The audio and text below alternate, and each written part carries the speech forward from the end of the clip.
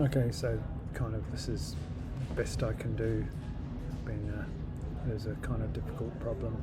So here we are linking these together. So what is happening is these each have a custom state, and when these are dragged, it's setting the custom state. So this is on custom state 1 and 2, this is 2 and 3, this is 3 and 4. And I tried making them dynamic, but it was just too hard because you can't write into a list. It's a basic reason. And in a previous app, I have done setting things into a list, but it just chews through a huge amount of woo. So you do this, and then of course this slider. The reason I chose this slider is because you can set the min and max. It doesn't use a range; it uses a min and a max. So we can tie the handles to a custom state.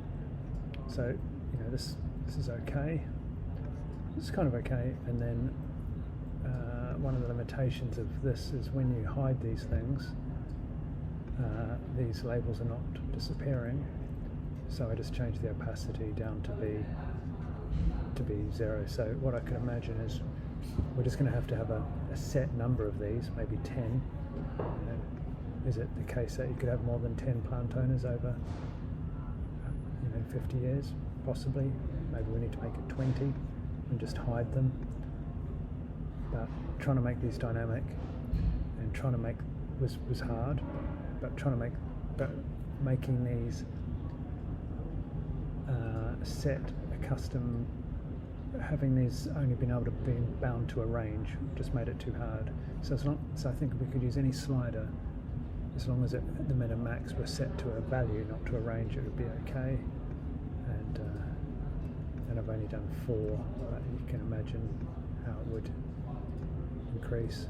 I mean, one thing really nice about the slider is it puts the years above it, which is really nice. Oops, that one and that one. So there you go. So under the covers, basically each of these, that is a custom 1, 2, 3, 4, and 5 custom states, and then this just when number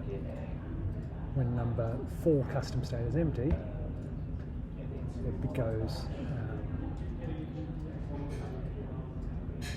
20, 44, so 3.